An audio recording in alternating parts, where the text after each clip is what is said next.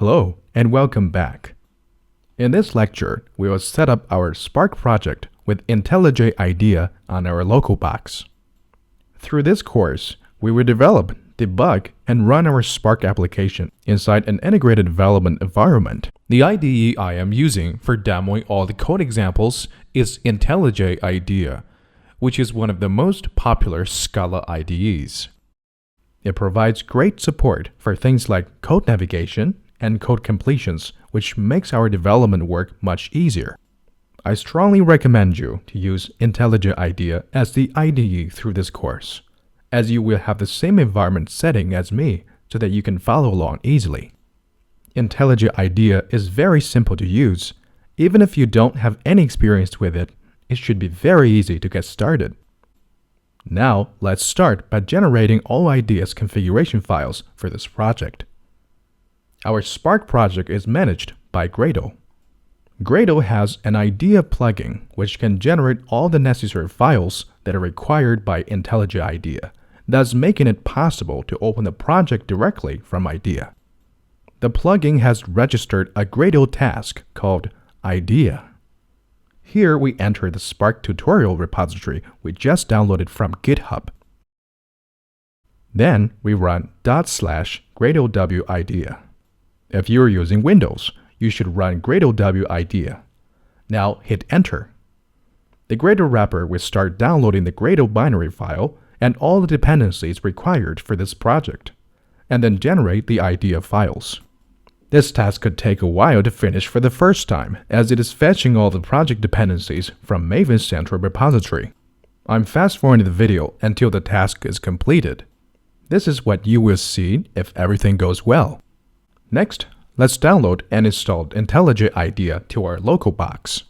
If you already have installed IDEA, feel free to skip this step. Here we Google Download IntelliJ IDEA. The first entry is the IDEA installation page. Just click it. Then scroll down. Choose the corresponding operating system which matches your laptop. Since I'm using a Mac machine, I just go with the default Mac machine. There are two IDE editions available, the Community Edition and the Ultimate Edition. We go with the Community Edition here as it is free, and it already provides all the functionalities we need in this course. Just click the download button to start downloading the Community Edition. I'm fast-forwarding the video until the download is complete. Now the installer has been downloaded. Just open it up and drag it to the application folder. Type password to proceed. I'm using a Mac machine to demo. If you're using a Windows machine, the installation process should be similar as well. Finally, we can open IDEA from the application folder.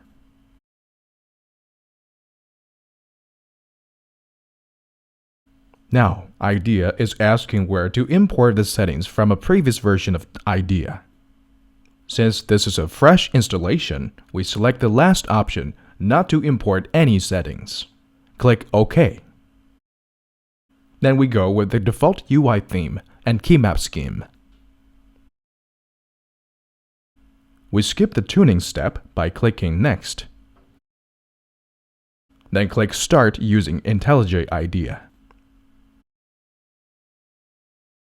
Now we're at the welcoming landing page. Click Open, which will open a project from our local file system. Then navigate to the Spark tutorial repository we just downloaded and select the Spark tutorial folder and click Open. Now IntelliJ has opened the Scala Spark tutorial project for us. Let's double-click the Scala Spark tutorial on the navigation bar to display the project view. Then click Scala Spark tutorial project in the project view. If you have been using Scala before, you should be familiar with this folder structure, which is a typical Scala project structure. All of our source code are under the src/main/Scala folder. And I have organized all the code examples into 4 categories: Advanced, pair RDD, RDD, and Spark SQL. Now, we expand the RDD folder, which is under the com.spark tutorial package. Then, we double-click the word count example file to open up. As you see, there's no syntax highlighting for this program. In order to run Scala program in IntelliJ and have proper syntax highlighting, we need to install an IntelliJ plugin called Scala plugin. To install the Scala IntelliJ plugin, just click the IntelliJ menu and select Preferences menu. Then click the Plugin section. Then select Install JetBrains plugin. In the search box, search for Scala. The second plugin listed is what we're looking for. Just select it and click the green Install button. Now, IntelliJ is installing the Scala plugin. After the installation is complete, we need to restart the IntelliJ IDEA to load the new plugin. So here we click Restart IntelliJ IDEA. Then click Restart again to confirm.